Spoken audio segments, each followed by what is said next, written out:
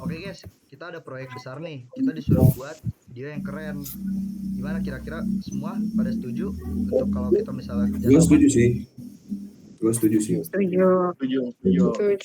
Nggak setuju semua nih. Boleh. Nggak setuju. Boleh. Oke. Guys, gimana kalau konsepnya itu ala-ala drama Korea? Kalian setuju gak?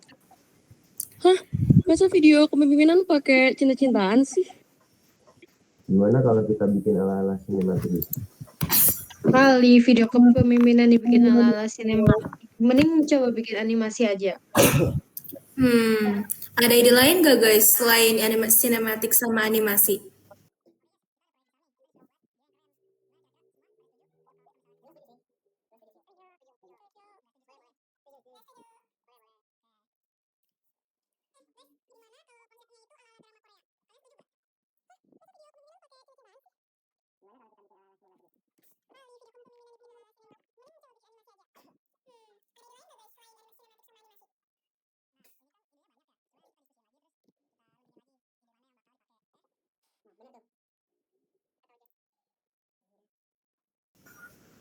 Nah, ini kan idenya banyak ya. Coba nanti kita diskusiin lagi, terus kita rundingin lagi ide mana yang bakal dipakai. Nah, bener tuh.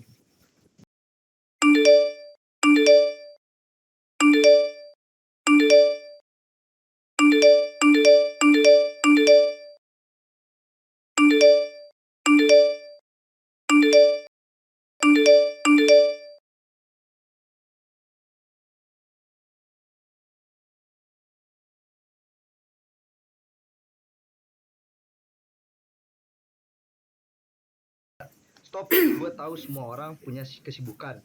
Kita juga punya ide masing-masing. Cuma kalau kita nggak kerja sama, ini nggak bakal selesai. Nah, bener tuh. Jadi mulai sekarang kita pakai Trello buat atur tugas. Biar deadline-nya juga jelas. Oh iya, Sekre, ntar tolong bantu backup file ya. Terus semua update penting kirimnya ke grup, bukan cuma chat ke Ojan aja. Setuju. Kita juga harus lebih rapi pakai Google Drive. Jangan asal post file orang.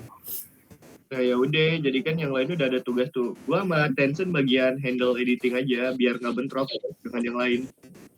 Nah, boleh tuh gue yang handle editing supaya lain bisa bantu satu sama lain.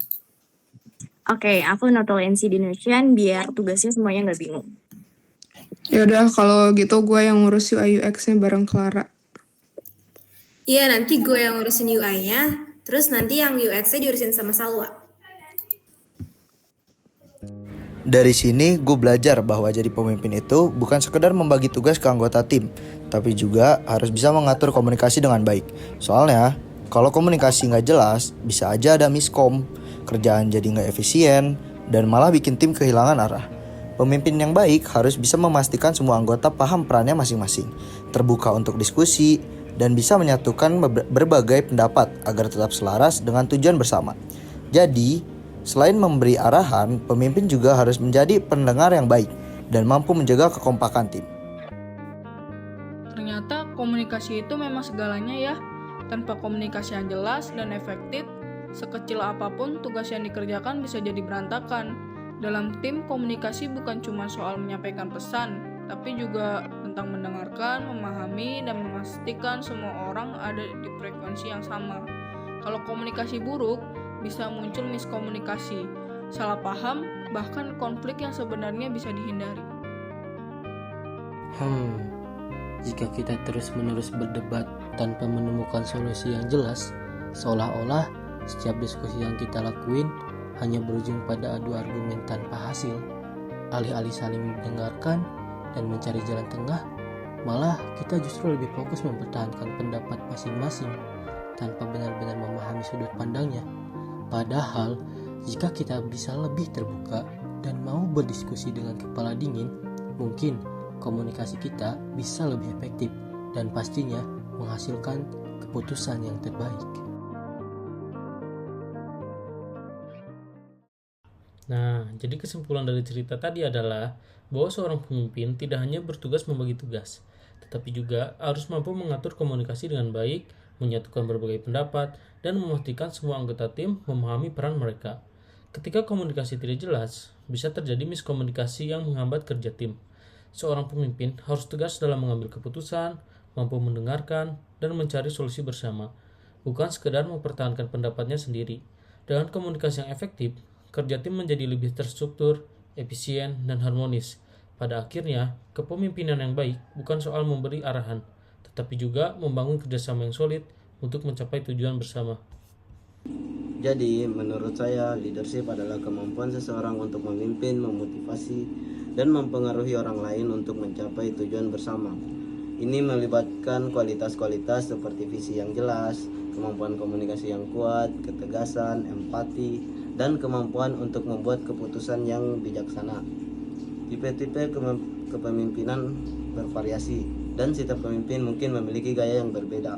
Beberapa pemimpin lebih demokratis dan mendengarkan masukan dari tim mereka, sementara yang lain mungkin lebih otoriter dan memberikan arahan yang tegas. Yang penting adalah kemampuan pemimpin untuk menginspirasi dan mengarahkan timnya untuk menuju kesuksesan. Kesimpulan dari leadership atau kepemimpinan adalah bahwa kepemimpinan merupakan kemampuan seseorang untuk mempengaruhi, mengarahkan, dan memotivasi individu atau kelompok dalam mencapai tujuan bersama. Seorang pemimpin yang efektif harus memiliki visi yang jelas, keterampilan komunikasi yang baik, serta mampu mengambil keputusan dengan bijak. Selain itu, kepemimpinan bukan hanya tentang posisi atau jabatan, tetapi juga tentang tanggung jawab, inspirasi, dan keteladanan dalam membawa perubahan positif.